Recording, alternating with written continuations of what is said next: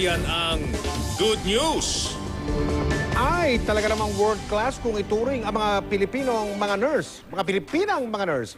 Matyaga, mapag-alaga. Ganyan po kilala ang mga nurse natin sa ibang bansa, sa buong mundo. Hindi matatawaran ang kakayahan o talento. Ito po, pakikilala namin sa inyo ngayong gabi ang isang nurse. Nagpapasaya siya ng kanyang mga pasyente sa pamamagitan ng pagrarap. Good news, tinutukan ni Susan Enriquez. Salubungin naming tunog ng buong wag mga has kumapit sa tiyempo. Sa unang tingin, isa lang siyang babaeng mahilig kumanta. Pero, isa palang nurse si Fatima Palma na magaling ding mag-rap. Itong sinatiyayaming inaalay ang paghihinaya. Sana ito mabawasan problema mo. At ang talento niyang ito, ginagamit niya para mapasaya ang kanyang mga pasyente. Tulad ng viral video na kuha ng kaanak ng kanyang pasyente sa East Avenue Medical Center.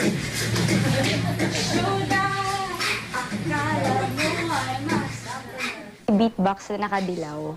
Meron pa siya isang pasyente, nakatapat nung kama na yun. So, ano nangyari? Nagagamot ako. Tinapos ko na yung gamot ko dun sa daddy ni Daph.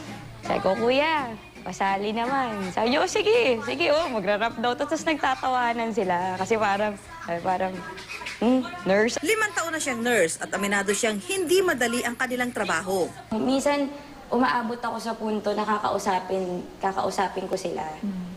Tapos mamamatay sila. Sa harap ko Sa harap ko. Ganon siya ka-tragic.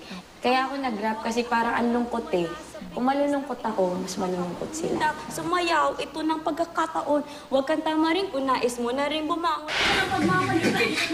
Binawian na ng buhay yung pasyenteng inawitan ni Nurse Fatima. Pero di niya inakalang tumatak pala sa pamilya nito ang kanyang ginawa. Nung binabalikan ko siya, kita ko na yung father ko nandun, na masaya siya. Kahit na sobrang hirap yung pinagdadaanan namin doon. Kung ganun yung mga klase ng nurse na nagbabantay, hindi ganun kabigat. Ang malinaw daw para kay Nurse Fatima, serbisyong totoo ang kanyang ginawa para mapasaya ang mga pasyenteng hirap na sa kanilang karamdaman.